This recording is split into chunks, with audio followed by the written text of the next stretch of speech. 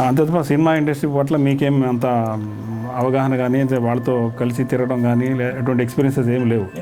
నాకు తెలుగులో చాలా చిన్నప్పటి నుంచి అత్యంత 4, 5, 6 ఏళ్ళ నుంచి అక్షర జ్ఞానం వచ్చినప్పటి నుంచి కూడా నేను సుమతి శతకాలు, భారతం, భగవద్గీత, రామాయణం, ఇవన్నీ ఉపనిషత్తులు ఇవన్నీ అర్థమైనా అవ్వకపోయినా మా నాన్నగారి బుక్స్ చదివేవాడిని. దానివల్ల తెలుగులో నాకు మంచి ప్రావీణ్యత ఉంది. నేను రాయగలను, స్టోరీస్ రాయగలను, సినిమా స్టోరీస్ కానీ ఏదైనా రాయగలను సబ్జెక్ట్ని. స్క్రీన్ ప్లే మీద మంచి అవగాహన ఉంది నాకు. తర్వాత యాక్టర్గా కూడా నేను చేస్తున్నాను, కొన్ని సినిమాల్లో చేశారు. ఓకే. అంటే ఇప్పుడు ప్రజెంట్ కెరీర్ ఏంటి? మీరు ప్రజెంట్ ఏం యాక్టివిటీ ఏం చేస్తున్నారు మీరు? ప్రజెంట్ కూడా సినిమా రంగంలోనే ఉన్నాను. ఓకే. ఒక సినిమాకి ఎగ్జిక్యూటివ్ ప్రొడ్యూసర్గా కూడా నేను బాధ్యతలు నిర్వహిస్తున్నాను. తర్వాత కథాపరంగా కూడా, స్క్రీన్ ప్లే పరంగా మంచి మంచి సూచనలు, సలహాలు ఇస్తూ ఉంటాం మా టీంకి. ఓకే. అది ఇప్పుడు ప్రజెంట్ జనరేషన్ ఉంది, అంటే మీ లైఫ్ ఎక్స్పీరియన్స్ చాలా చూశారు, జీవితాన్ని చాలా చూస్తున్నారు. ప్రజెంట్ జనరేషన్కి మీ తరఫున ఏమైనా ఇది చేయండి, మీ లైఫ్ ఇలా బాగుంటుంది అని చెప్పడానికి ఏదైనా అవకాశం ఉందా మీ దగ్గర? ప్రస్తుతానికి ఐటీ రంగం మీదే అందరూ మక్కువ చూపుతున్నారు. అది అవివేకం. ఎన్నో రంగాలు ఉన్నాయి మనకి. మనిషి సహజసిద్ధంగా ఎదగటానికి ఎన్నో రంగాలు ఉన్నాయి. వాటన్నిటినీ కోర్ ఫీల్డ్స్ని వదిలేసి వీళ్ళు ఏదో ఒక చాలా సులభంగా, చాలా ఈజీగా ఏదో చిన్న చిన్న కోర్సులు చేసి వాళ్ళు ఏదో ఇది అవుదామని. కానీ అది సర్వీస్ రంగం, దానికి ఒడిదుడుకులు ఎక్కువగా ఉంటాయి. ఒక్కసారి ఆ రిజిస్ట్రేషన్ అనే దెబ్బ పడితే 10, 12, 15 ఏళ్ల పాటు కోలుకోలేని విధంగా మళ్ళీ రోడ్డు మీదకి వచ్చేస్తారు. అత్యంత ప్రమాదకరం అది. ఓకే. వాళ్ళు విస్మరించకూడదు, వాళ్ళ కోర్ సబ్జెక్టులను విస్మరించకూడదు. అవి ఎప్పుడు ఎవర్ గ్రీన్. ఈ భూమి, ఆకాశం, సూర్యుడు, చంద్రుడు, నీరు, గాలి, నిప్పు ఉన్నంత పంచభూతాలు ఉన్నట్టు ఆ కోర్ సబ్జెక్టులు ఎప్పటికీ మానగలుగుతాయి. వాటి ఎగ్జిస్టెన్స్ ఎప్పటికీ ఉంటుంది. సరే, మరి మీరు ఇంత ఎక్స్పీరియన్స్ గెయిన్ చేశారు కదా, మరి మీరు ఒక ట్రైనింగ్ ఇన్స్టిట్యూట్ కానీ అదే పిల్లల జనరేషన్ కోసం ఎందుకని స్టార్ట్ చేయలేకపోయారు? నేను సోషల్ సర్వీసు చాలా కాలం నుంచి చేస్తున్నాను. నేను అన్ని రంగాల్లో సోషల్ సర్వీస్, ఎవరికి ఏం కావాల్సిన నేను ఆ పోస్ట్ చూశానంటే 1 minute కనెక్టింగ్ పీపుల్ లాగా. ఆయన ఆపదలో ఉన్నాడు, ఒక పోస్ట్ పెట్టాడు, అలాంటి చోట ఆయన అర్ధరాత్రి ఫ్యామిలీతో వెళ్తుంటే ఆయన కార్ పాడైపోయింది. నేను అక్కడ, మీరు ఆ ఏరియాలో మీరు అడ్మిన్గానో ఒక మెంబర్గా ఉన్నారు, మిమ్మల్ని మీ ఫోన్ నెంబర్ ఆయనకి, ఆయన ఫోన్ నెంబర్ మీకు ఇచ్చి కనెక్ట్ చేసి, మీకు నేను ఫోన్ చేసి వారికి ఫోన్ చేసి ఇచ్చేసి సహాయ సహకారాలను అందేలా చేయటం. ఆ తర్వాత వివాహ సంబంధాలు వాటిలో కూడా నేను చాలా కృషి చేశాను. ఒక చిన్న ఎగ్జాంపుల్ చెప్తాను బ్రీఫ్గా. ఒక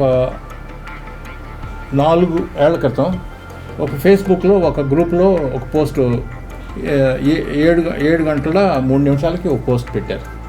రాజమండ్రిలో ఒక రైతు, అతను పురుగు మందు తాగి, క్లోరోపైరిఫాస్, పారాకట్ అంటారు దాన్ని, పురుగు మందు తాగి ఆత్మహత్య చేసుకునే ఉద్దేశంతో అప్పుల బాధ భరించలేక అతను పురుగు మందు తాగేస్తే అతని బంధువులు ఆయన్ని అన్ని హాస్పిటల్కి తిప్పారు.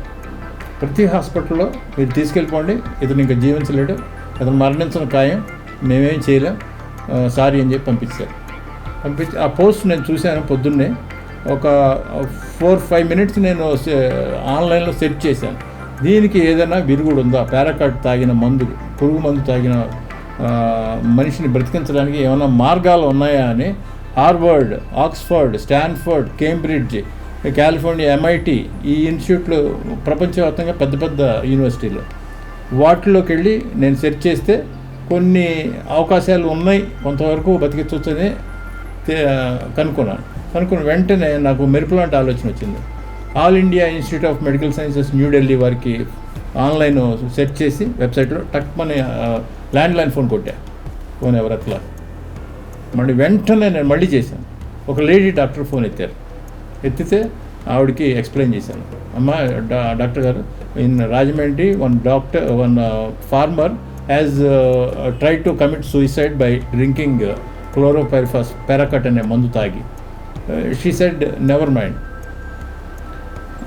ఆ రిలేషన్స్తో నాకు ఫోన్ చేయించండి వెంటనే, నా ఫోన్ నెంబర్ ఇచ్చి అని చెప్పాను. కానీ నేను వెంటనే కొత్తపల్లి శ్రీనివాస్ అని ఒక AC మెకానిక్ సోమాజిగూడలో ఉంటారు, అతనుకి ఫోన్ చేసి నువ్వు వెంటనే all India institute of medical science doctor గారి నెంబర్ ఇది, వెంటనే చెయ్యి అని చెప్పేసి ఆయన చెప్తే వెంటనే చేస్తే ఆ డాక్టర్ గారు ఆ శ్రీనివాస్కి, మీరు కాకినాడ జనరల్ హాస్పిటల్కి పేషెంట్ని వెంటనే తీసుకెళ్ళిపోండి అంటే గంట బావులో వాళ్ళు 60 కిలోమీటర్లు అక్కడ నుంచి గంటన్నరలో తీసుకెళ్ళిపోయారు. వెంటనే ఆర్ఎంఓ రెసిడెంట్ మెడికల్ ఆఫీసర్ ఆ మెడికల్ సూపరింటెండెంట్ హాస్పిటల్ ఇన్ఛార్జికి ఆ all India institute of medical sciences doctor గారు ఇన్స్ట్రక్షన్స్ ఇచ్చి ఇలా చేయండి ప్రొసీజర్ అని అంటే అలా చేశారు.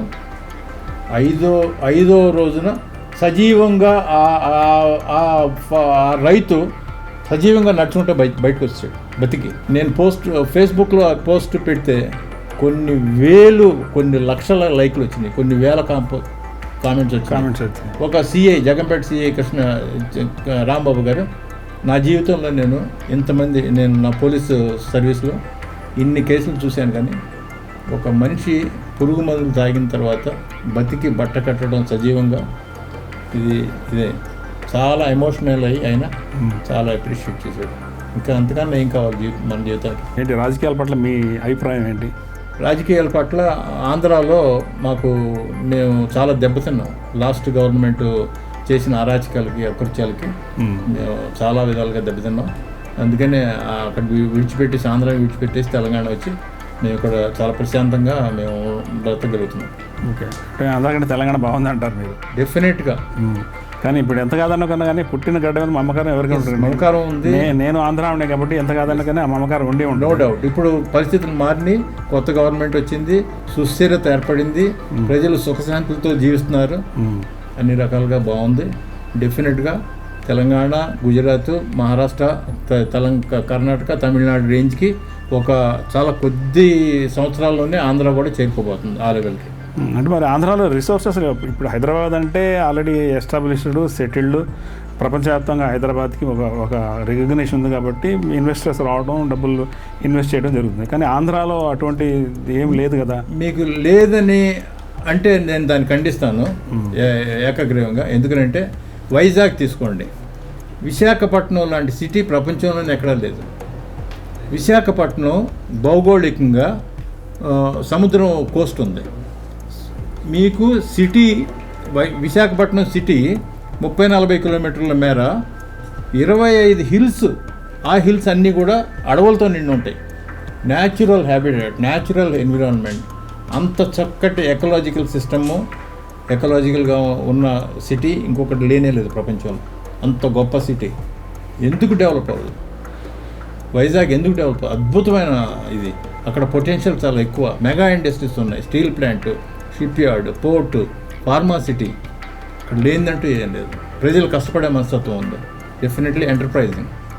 మరి అటువంటిప్పుడు ఇప్పుడు ఇంపోర్ట్స్ వచ్చేసి ఎక్కువ బాంబేలో, మహారాష్ట్రలో జరుగుతాయి. బాంబే షిప్పింగ్ దాంట్లో జరుగుతాయి ఎక్కువ, బాంబే సీ కోస్ట్లో జరుగుతుంది ఎక్కువ, తర్వాత చెన్నైలో జరుగుతుంది. విశాఖపట్నంలో నాకు తెలిసి ఓన్లీ ఆయిల్ ఏదో వస్తుంది, నేను చూస్తున్నాను. ఓన్లీ ఆయిల్ అవే వస్తుంది, మళ్ళీ ముడి సరుకుని వేరే ఐటమ్స్ తక్కువ ఇంపోర్ట్ అవుతుంది. ఆ అభిప్రాయం తప్పండి. విశాఖపట్నం పోర్టు న్యాచురల్ పోర్ట్, న్యాచురల్గా సహజసిద్ధంగా కొండల మధ్యలో ఏర్పడిన అత్యంత దుర్భేద్యమైన, శత్రువులు కూడా దాడి చేయడానికి వీలు లేని విధంగా న్యాచురల్గా సహజసిద్ధంగా ఏర్పడిన ఓడరేవు. మీకు విశాఖపట్నం పోర్ట్ ఎంతో కాలం నుంచి నంబర్ 1, నంబర్ 2, నంబర్ 3 పొజిషన్ తప్పించి వేరే పొజిషన్ లేదు. టాప్ పొజిషనే. 40 బర్తుల వరకు ఉంటాయి. బర్త్ అంటే ఒక షిప్ని కట్టేస్తారు ఒడ్డుకి, పార్కింగ్ ప్లేస్. ఆ బర్తులు 35-40 బర్తులు ఉన్నాయి. Biggest port in India. Biggest port, biggest tonnage, 40 millions turns oil, coal, iron ore, exports, imports అన్నీ ఘనంగా జరుగుతాయి. చాలా పెద్ద పోర్టు, నంబర్ 1 పోర్ట్. ఇంకా ముంబై పోర్టు చాలా చిన్న పోర్టు. ఇప్పుడు షిప్పింగ్లో చేస్తున్నప్పుడు మీ రిలేషన్ ఎట్లా ఉండేది? కెప్టెన్స్ వీళ్ళతో ఎట్లా ఉండేది? నేను ట్రాన్స్ఫార్మ్ అయ్యాను. నా జీవితం ఒక భారతీయుడిగా ఉన్నప్పుడు ఆ లేజినెస్, లెథార్జిక్, డిసిప్లిన్ తక్కువ ఉండటం, ఇవన్నీ క్వాలిటీస్ ఉండేవి. వాళ్ళతో ప్రపంచంలో ఉన్న 270-300 దేశాల నేషనాలిటీస్, ఆ వ్యక్తులతో పనిచేసినప్పుడు వాళ్ళ డిసిప్లిన్ నా నరాన నా డిఎన్ఏలోకి ఇంకిపోయింది. వాళ్ళు ఎలాగైతే చేస్తారో పని అదే పద్ధతిలో, వాళ్ళు టైం డిసిప్లిన్ ఎలా ఉంటుందో అదే పద్ధతిలో ఈ రోజుకి కూడా 6, 7, 8, 10 గేమ్లు షటిల్ ఆడగలను నేను 63 ఏళ్ళ వయసులో. షిప్పింగ్లో ట్రావెల్ చేసినప్పుడు సమ్ తుఫాన్లు ఇటువంటి నేచురల్ కిలోమీటర్ ఏదో ఏర్పడినప్పుడు అందరూ ఎట్లా గ్యాదర్ అవుతారు అంటే అన్ని కంట్రీలో వాళ్ళందరూ ఒకే చోట చేరి అట్లా ఏమన్నా ఫైట్ చేయడం జరిగిందా? ఏదన్నా అటువంటి సిచ్యువేషన్స్ ఏమన్నా వచ్చినాయా? మీకు ఏ షిప్కైనా ప్రకృతి వైపరీత్యాలు జరిగినప్పుడు ఏ షిప్ అయినా మునిగిపోయే ఇది కానీ ఏమైనా ఉంటే కమ్యూనికేషన్ వ్యవస్థ ద్వారా శాటిలైట్ ద్వారా మీకు ప్రపంచంలో coordination search and rescue coordination centres మలేషియాలో, సింగపూర్, దుబాయ్ అన్ని చోట్ల ఉంటాయి. వాటికి వెంటనే వెళ్ళిపోద్ది, ఒక బటన్ నొక్కితే వెంటనే వెళ్ళిపోతుంది, వాళ్ళకి తెలిసిపోతుంది. వాళ్ళు వెంటనే ఆ చుట్టుపక్కల షిప్స్ని అలర్ట్ చేస్తారు. ఆ షిప్కి చుట్టుపక్కల 5-10 కిలోమీటర్లు ఉన్న షిప్పులకి వాడు వెంటనే ఆ షిప్ ఈ షిప్ దగ్గరికి వచ్చేస్తారు. అంటే వచ్చి షిప్ మునిపోయే పరిస్థితిలో వాళ్ళందరినీ పికప్ చేసుకుని వాళ్ళకి ఆహారం, నీరు, క్యాబిన్లు అన్నీ ఇచ్చి వాళ్ళని జాగ్రత్తగా చూసుకుని నెక్స్ట్ పోర్ట్లో దించుతారు. ఎందుకంటే ఇప్పుడు వాళ్ళకంటే ఒక టార్గెట్ టైం ఉంటుంది. వాళ్ళ షిప్ వేరే షిప్ వేరే కంట్రీకి వెళ్ళాలి, వాళ్ళు కూడా గూడ్స్ డెలివరీ చేయడం ఏం పర్వాలేదు. మనిషి ప్రాణం ముఖ్యం. ఓకే. ఆస్తి కన్నా షిప్లో ఉన్న కార్గో విలువ కన్నా మనిషి ప్రాణం లెక్క కట్టలేనంత విలువైంది. ఓకే. అందుచేత దానికే టాప్ ప్రయారిటీ ఇస్తారు. కానీ మరి మన సమాజంలో మాత్రం మనిషి ప్రాణానికి విలువ లేదు. ఈ రోజుల్లో మనం చూస్తున్న సిచ్యువేషన్స్ అలా ఉన్నాయి.